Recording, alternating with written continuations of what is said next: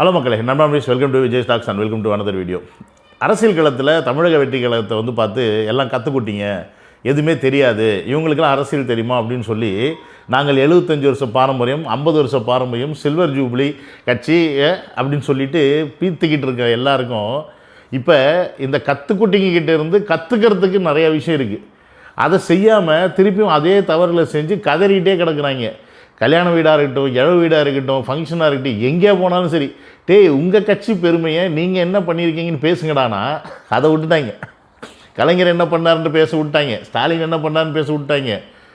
தமிழக வெற்றி கழகம் இதை பண்ணலை, தமிழக வெற்றி கழகம் இதை பண்ணலை, ஆட்சி சரியில்லை, அதிகார ஆட்கள் சரியில்லை, அமைச்சர் சரியில்லைன்னு சொல்லிட்டு புலம்புறாங்க. சரி, நக்கி கோபால் மாதிரி ஆட்கள் தான் புலம்புறாங்கன்னு பார்த்தா உதயநிதி போட இப்படி புலம்புவார்.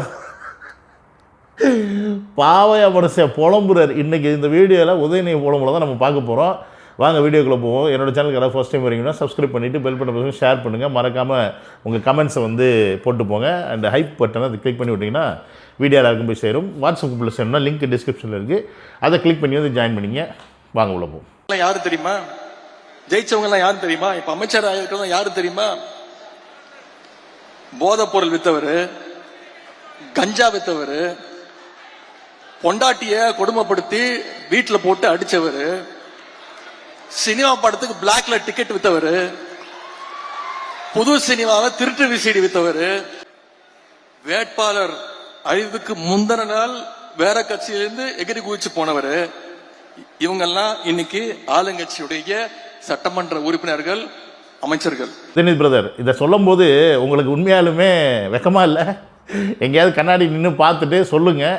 இல்லைனா உங்களுடைய கட்சி தலைவர்கள், எம்எல்ஏக்கள், எம்பிக்கள்லாம் இருப்பாங்கள்ல, அவங்கள முன்னாடி உட்கார வச்சுக்கிட்டு இதை சொன்னீங்கன்னா பொருத்தமாக இருக்கும். சரி விடுங்க, அது இருந்துட்டு போகுது. நீங்கள் எல்லாம் மொல்ல மாறிங்க முடிச்சு வைக்கிங்கன்னு நமக்கு தெரியும். பட் மேட்ரு என்னன்னு கேட்டிங்கன்னா, இப்போ தமிழக வெற்றி கழகத்தில் இருக்கக்கூடிய அமைச்சர்கள், எம்எல்ஏக்கள், இவங்கெல்லாம் இந்த மாதிரி பேக்ரவுண்ட்லேருந்து தான் வந்திருக்காங்க. அவங்கள தான் வந்து நாங்கள் வந்து கட்சியில் வேட்பாளராக நிற்க வச்சுருக்கோம் அப்படின்னா, அவங்க மேலே ஏன் எந்த ஆக்ஷனுமே எடுக்கலை நீங்கள் உங்கள் ஆட்சியில் அப்படின்றதான் என்னுடைய முதல் கேள்வி. ஒருவேளை நீங்கள் நல்ல நல்ல ஆட்சியாளர்களாக இருந்திருந்தீங்க அப்படின்னா, உண்மையாலுமே இவங்கெல்லாம் தப்பு பண்ணியிருக்காங்க அப்படின்னா, இவங்கெல்லாம் இந்நேரம் வெளியில் இருந்துடக்கூடாது. எப்படி இவங்க வெளியில் நின்னாங்க? இவங்க மேலாம் வந்து இப்போ வேட்புமனு தாக்கல் பண்ணும்போது என்னென்ன கேஸ் இருக்குதுன்னு வந்து லிஸ்ட் அவுட் ஆகிருக்குமே, ஏன் அதெல்லாம் வரலை? நீங்களாக கட்டுக்கதையை கலந்து விட்றீங்க, நீங்களாக கட்டுக்கதையை அடிச்சு விட்றீங்க. குடும்பத்தில் சண்டை நடக்கிறதும் பிரச்சனை நடக்கிறதும் நான் சகஜு தான். அது 5 வருஷத்துக்கு முன்னாடி நடந்துக்கலாம், 10 வருஷத்துக்கு முன்னாடி நடந்துக்கலாம். அதை எடுத்து போட்டு இப்போ அவன் அப்படி தானா? முடியாது. இப்போ நீங்கள் கூட தான் வந்து தமிழ்நாட்டில் இருக்கிறீங்க, அப்பப்போ துபாய் வந்துட்டு போகிறீங்க, ஏன்னு கேட்க முடியுமா? உங்கள்கிட்ட பதில் இருக்குது. அதுக்கு எங்ககிட்ட இருக்குது. சொன்னால் ஒத்துப்பீங்களா? ஒத்துக்க மாட்டீங்களே. அப்போ நீங்கள் நல்லவரா அப்படின்னு ஒரு கேள்வி வைக்கலாம். உங்கள் அப்பா வேட்புமனு தாக்கலில் வெறும் 10,000 தான் இருக்குனார். அவர் போட்டிருக்க சுவே 10,000. நம்புகிற மாதிரி இருக்கா? அப்போ நீங்களாம் வந்து மொல்ல மாதிரிங்க கிடையாது, திருட்டு பசங்க கிடையாது. நீங்களாம் எப்படி யோக்கியவான்கள். திமுகவில் இருக்கக்கூடிய அனைத்து எம்எல்ஏக்களும் மினிஸ்டர்ஸும் வந்து உண்மையாலுமே வந்து தெய்வ பிறவிகள். பாவங்களாம் அவங்ககிட்ட வந்து என்ன சொல்கிறது, மக்கள் மேலே அவ்வளோ அன்பு அப்படி வச்சுருப்பாங்க. மக்கள்கிட்ட வந்து ஒரு பைசா கூட இது வரைக்கும் சுரண்டதே கிடையாது அப்படின்னு நம்மளாம் நினச்சிக்க வேண்டியதான். பிரதர், பேசுகிறதுக்கு முன்னாடி கண்ணாடி பார்த்துட்டு பேசுங்க பிரதர்.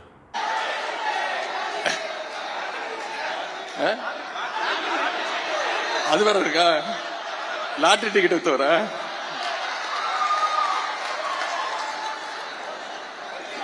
இதெல்லாம் முன்னாடியே தெரிஞ்சிருந்தா கரெக்டா சுதாரணமா இருந்திருக்கலாம்.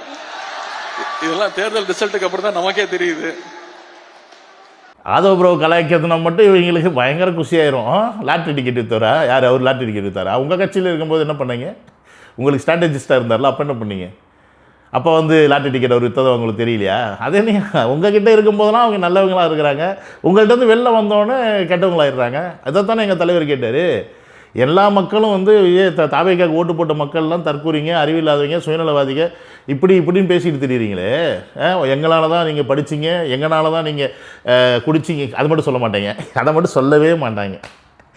எங்களால் தான் படிச்சிங்க, எங்களால் தான் வளர்ந்தீங்க, எங்களால் தான் வந்து அப்பன் பேர் சொல்லி தெரியுறீங்க, இப்படின்னு இஷ்டத்துக்கு கதை அடிச்சு விடுவீங்க. உங்களால் தான் குடிச்சு நாசமாக போனோம், உங்களால் தான் போதை கலாச்சாரம் அதிகமாச்சு, உங்களால் தான் பெண்களுக்கு பாதுகாப்பு இல்லாமல் போச்சு அப்படின்னு சொல்லுங்களேன். ஏன் அதெல்லாம் சொல்ல மாட்டேங்கிறீங்க?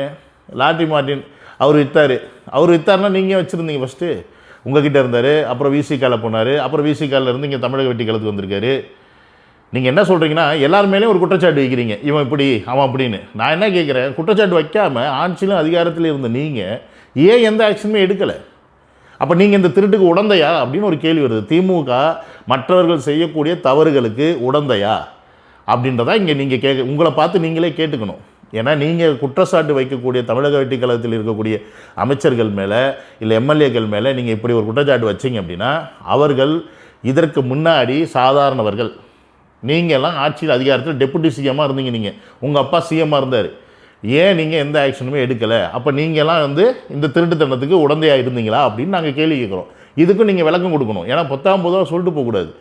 ஆமாம் நாங்கள் உடந்தைன்னு சொல்லுங்கள், நாங்கள் சைலண்டாக இருக்கிறோம், இல்லை நாங்கள் நல்லா வரணும், ஏன் ஆக்ஷன் எடுக்கல அது போய் சொல்லுங்கள். அப்போ அவங்க மேலே இருக்குன்னா எடுத்து வெளியில் வைங்க, போய் கம்ப்ளைண்ட் கொடுங்க, போய் ஆக்ஷன் எடுக்க சொல்லுங்கள். தப்பு பண்ணால் யாராக இருந்தாலும் ஆக்ஷன் எடுப்பாங்கல்ல.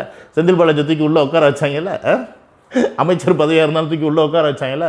தப்பு பண்ணால் ஆக்ஷன் எடுங்க. முன்னாடியே நம்ம கூட கூட்டணி வச்சிருந்த கூடிய காங்கிரஸ் இயக்கம் துரோக கூட்டம் நம்ம பேரை சொல்லி நம்ம தலைவர் முகத்தை காட்டி வாக்குகளை பெற்று தலைவரை பார்த்து ஒரு நன்றி கூட சொல்லாம ஓடி போச்சு அந்த நன்றி கெட்ட கூட்டம். 5 எம்எல்ஏக்களை அவங்களுக்கு சப்போர்ட் பண்ண வச்சு ஆட்சி அமைச்சாங்க. இப்போ திமுகவுக்கு பெரிய தொல்லையே என்னன்னு பார்த்தீங்கன்னா காங்கிரஸ் கலந்து வந்ததாங்க. காங்கிரஸ் மட்டும் கலந்து வராமல் இருந்துச்சுன்னு வச்சுங்களேன், இப்போ இவங்க நினச்ச மாதிரி திமுக அதிமுக கூட்டணி சேர்ந்து கண்டிப்பாக இவங்க ஆட்சியை பிடிச்சிருப்பாங்க, நம்ம எதிர்கட்சியாக இருந்திருப்போம். ஆனால் காங்கிரஸ் கலந்து வந்தது இவங்களுக்கு செம்ம காண்டு. ஆப்பு வச்சிங்கல்ல, நீங்கள் ஒரு காலத்தில் ஆப்பு வச்சிங்கள காங்கிரஸுக்கு. 1999 உங்கள் தாத்தா வச்சாரா இல்லையா? வாஜ்பாய் கூட போய் சேர்ந்துக்கிட்டு 2004 வரைக்கும் பிஜேபியை கூட கூட்டணி வச்சுக்கிட்டு 8 எம்எல்ஏ வளர்த்து விட்டீங்களே. பிஜேபி அப்போ தான் எனக்கு தெரிஞ்சு அதிகமாக தமிழ்நாட்டில் சீட்டு வாங்கினது. அப்போ உங்களுக்கு இடிச்சதா உதயநிதி பிரதர் அவர்களே? நீங்கள் அப்போ இத்தினுண்டா இருந்திருப்பீங்களா 1999 என்ன? ஆமாம், அந்த வயசு தான் இருந்திருக்கும், 18 வயசு 19 வயசு 20 வயசுக்குள்ளே. அப்போ உங்களுக்கு ஜாலியாக இருந்துச்சு. ஆனால் இப்போ காங்கிரஸ் உங்கள்கிட்ட கலந்து வருது அப்படின்னா உங்களுக்கு கஷ்டமாக இருக்குது. நீங்கள் உங்கள் கட்சிக்காரர்களை உங்கள் கூட இருக்கிறவங்களை மதிச்சிங்க அப்படின்னா, அவங்களுக்கான உரிமைகளை கொடுத்தீங்க அப்படின்னா, அவங்களுக்கான அங்கீகாரத்தை கொடுத்தீங்க அப்படின்னா அவங்க ஏங்க உங்களை விட்டு வரப்போகிறாங்க? இது வரைக்கும் தமிழக வெற்றி கழகத்தில் செய்திருக்க அனைத்து சாதனையும் நீங்கள் செஞ்சுருக்கலாம் இந்த 50 வருஷத்தில். ஏன் செய்யலை? காங்கிரஸுக்கு வெறும் 28 சீட்டை தூக்கி கொடுக்குறீங்க, பிச்சை போட்டிங்க. அவங்க கேட்டது எவ்வளோ? 40-50 சீட்டு கேட்டாங்க. கொடுத்துருந்தீங்கன்னா இந்நேரம் நிறையா சீட்டு ஜெயிச்சிருப்பீங்க. நீங்கள் மிஸ் பண்ணிட்டீங்க. ஸோ 28 சீட்டு போச்சு. இங்கே விசிகா தலித் கம்யூனிட்டி அவங்கள எப்படி நீங்கள் நடத்தியிருக்கீங்க? அடிமையாக நடத்திட்டு இருந்தீங்க. அவங்களுக்கு ஒரு பதவியும் கிடையாது, ஒரு இடமும் கிடையாது. அதே ஐயுஎம்எல் சுத்தம் அடிமட்டத்தில் போட்டு நடத்திருக்கீங்க. அந்த அளவுக்கு கேவலமாக உங்கள் கட்சி நீங்கள் நடத்திட்டு இருந்தீங்க.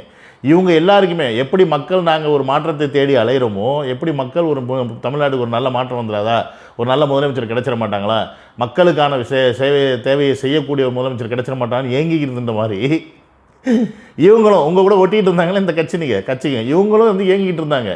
ஒரு நல்ல தலைமை கிடச்சி நமக்கு அங்கீகாரம் கொடுக்கக்கூடிய மரியாதை கொடுக்கக்கூடிய ஒரு கட்சி கிடச்சா நம்ம அங்கே போயிடுவோம்னு. தமிழக வெற்றி கழகம் ஸ்டார்டிங்கில் என்ன சொன்னாரோ அதை தான் இப்போ வரைக்கும் ஃபாலோ பண்ணிட்டு இருக்காரு. கட்சியில் சேர்த்தாரு, அமைச்சர் பதவி கொடுத்தாரு, அவங்களுக்கு அங்கீகாரத்தை வாங்கி கொடுத்துருக்காரு. ஸோ இதுக்கு மேலே என்னையா பண்ணணும்? இதுதான் வெயிட் பண்ணுங்கள். மதிமுக ஒன்று நிற்குது, பிச்சுக்கிட்டு வரவும் கூடிய சீக்கிரம். துரை வைக்கோலாம் பயங்கர காண்டில் இருக்காப்புல. நம்ம தனியாக நம்ம சின்னத்தில் நின்று இருந்தால் இந்நேரம் நம்மளும் அங்கே போய் சேர்ந்துருக்கலாம், நமக்கு ஒரு அமைச்சர் பதவி கிடச்சிருக்கும். அநியாயமாக இப்படி இவங்க சின்னத்தில் நின்னா போச்சேன்னு அவங்க அப்பா பிடிச்சி சத்தம் போட்டுட்டு இருக்காரு. உங்கள் காதில் விழுதா இல்லைன்னு எனக்கு தெரியல, எங்கள் காதில் விழுது. ஒரு கோமாளி அரண்மனைக்கு போறதாலேயே அவன் அரசன் ஆயிட மாட்டான். அந்த அரண்மனை தான் சர்க்கஸ் கூடாரமாக மாறிவிடும் அப்படின்னு ஒரு பழமொழி சொல்லுவாங்க. இன்னைக்கு அது நடந்துகிட்டு இருக்கு, கண்ணு முன்னாடி நடந்துகிட்டு இருக்கு. எஸ் ப்ரோ இப்போ தான் கரெக்டாக சொல்லியிருக்கீங்க. ஒரு கோமாளி அரண்மனைக்கு போகிறனாலேயே அவன் அரசன் ஆயிட மாட்டான், அது ஒரு சர்க்கஸ் கூடாரமாகத்தான் இருக்கும் அப்படின்றத ரொம்ப கரெக்டாக இப்போ தான் நீங்கள் உங்கள் நாடியை பிடிச்சி பார்த்து சொல்லியிருக்கீங்க. அந்த கோமாளி யாருன்னு கேட்டிங்கன்னா உங்கள் அப்பா MK ஸ்டாலின் அவர்கள். அவர் அரசன் ஆகலான்னு சொல்லிட்டு தமிழ்நாட்டுடைய சிஎம்மாக மக்கள் ஆக்குனாங்க. ஆனால் மக்களுக்கு அப்புறம் தான் புரிஞ்சுட்டு நம்ம ஒரு ஜோக்கரை ஆக்கி வச்சுருக்கோம்டா, நம்மளை காப்பாற்றக்கூடிய தலைவன் இல்லைடா அப்படின்னு சொல்லிட்டு நீங்கள் 5 வருஷம் கிளின்னு கிழிச்ச கிளியில் இந்த ஜோக்கர் கட்சியை பார்த்து மக்கள் எல்லாம் நாங்கள் திருந்திட்டோம். ஜோக்கரை எங்கே தூக்கி வைக்கணுமோ அங்கே வச்சுட்டு எங்களை ஆளக்கூடிய தலைவரை தேர்ந்தெடுத்து அந்த சீட்டில் உட்கார வச்சுருக்கோம். ஸோ இங்கே உண்மையான ஜோக்கர் யார் அப்படின்றத நீங்கள் புரிஞ்சுக்கிட்டீங்கன்னா ரொம்ப சந்தோஷம். நீங்கள் அடுத்தவங்கள பார்த்து ஜோக்கர்னு சொல்கிறீங்க. எங்களுக்கு ஒரு பிரச்சனையுமே கிடையாது. நாங்கள் இந்த தேர்தலில் தோத்தே போயிருந்தா கூட எங்களுக்கு பிரச்சனை கிடையாது. ஏன்னா நாங்கள் புது கட்சி 2 வருஷம் தான் ஆரம்பிச்சிருக்கு. குழந்த கட்சி. என்னது குழந்த கட்சி? இந்த சொல்லுவாங்களே அது சரி அது வேறு சொல்லுவானே, அந்த மாதிரி அவ்வளோண்டு கட்சியிலேருந்து நாங்கள் வந்து இன்றைக்கி இவ்வளோ பெரிய இடத்துல உட்காந்துருக்கோம். அப்படின்னா பாடம் கற்றுக்க வேண்டியது நீங்கள். ஸோ மக்கள் தான் இங்கே மன்னர்கள். மக்கள் தான் வந்து யாரை யாரை வந்து அந்த இடத்துல உட்கார வைக்கணும் அவங்க தான் டிசைட் பண்ணுறாங்க. நீங்கள் மக்களை ஜோக்கராக பார்த்தீங்க, மக்கள் உங்களை ஜோக்கராக மாற்றி உட்கார வச்சிட்டாங்க. நாங்கள் மக்களை மன்னராக பார்த்தோம், அவங்க எங்களை மன்னராக்கி எங்கள் தலைவரை மன்னராக்கி அழகு பார்க்குறாங்க அந்த அரியணையில் உட்கார வச்சு. ஆனால் இன்றைக்கும் அவர் என்ன சொல்கிறாரு, நான் தான் முதல் சேவகன் தான் சொல்கிறார். உங்கள் வாயிலேருந்து வருமா? எவனாவது திமுகலேருந்து ஒருத்தன் நான் தமிழ்நாட்டுக்கு சேவை செய்ய தான் இனி என்னுடைய கடமை, தலையாய கடமைன்னு எவனா சொல்லுவீங்க? ஒருத்தன் சொல்ல மாட்டீங்க. ஏன்னா உங்களுக்கு எல்லாமே கொள்ளையடிக்கணும் அவ்வளோதான். ஸோ இங்கே சேவை மனப்பான்மையோட ஒருத்தர் வந்தனால மக்கள் வந்து அவரை அந்த இடத்துல உட்கார வச்சுருக்காங்க. உங்களை ஃபுல்லாக ஜோக்கர் ஆக்கி உட்கார வச்சுருக்காங்க. ஆனால் அந்த ஜோக்கர் ஆகிட்டோன்னு நமக்கு தெரியாமல் நீங்கள் திருப்பி ஜோக்கர்த்தனமாக நிறையா வேலை பண்ணிக்கிட்டே இருக்கீங்க பாருங்கள். உதாரணத்துக்கு இந்த ஜென்சி கிட்ஸ்ன்னு சொல்லிட்டு ஒரு மீட்டிங் போட்டு நாங்கள் ப்ரௌட் டு பி கொத்தடி மெய்ஸ், நாங்கள் ப்ரௌட் டு பி என்ன சொல்கிறது 200 ரூபா ஊப்பீஸு இப்படின்லாம் சொல்லி தற்பெருமை அடிச்சுக்கிறீங்கள அறிவாலயத்துக்குள்ளே உட்காந்துக்கிட்டு. அதை அங்கேயே செய்யுங்க. வெளியெல்லாம் இங்கே வந்து செஞ்சிடாதீங்க. அப்புறம் வந்து கீழ்ப்பாக்கத்தில் இடம் இல்லை சேர்க்கறதுக்கு, அவ்வளோ பேர் இருக்கீங்க, அங்கே கொண்டு போய் சேர்க்க முடியாது. அதனால் நீங்கள் எங்கே உங்களோட ஏரியா அறிவாலயத்தில் உட்காந்துக்கிட்டு நீங்கள் அறிவாக என்ன வேணால் பண்ணுங்கள், அது உங்களுக்கு தான் அழிவாக போகும் அப்படின்றது நிதர்சனமான உண்மை. ஸோ இப்படியே போகிற இடத்துலலாம் நீங்கள் ஒப்பாரி வச்சுக்கிட்டு இருந்தீங்க அப்படின்னா உங்கள் கட்சி கோவிந்தா அப்படின்றது மட்டும் நான் சொல்லிக்கிறேன். சொல்லிவிட்டு இந்த வீடியோ முடிச்சுக்கிறேன். Sivan another video. Love you all. Take care. Bye bye guys.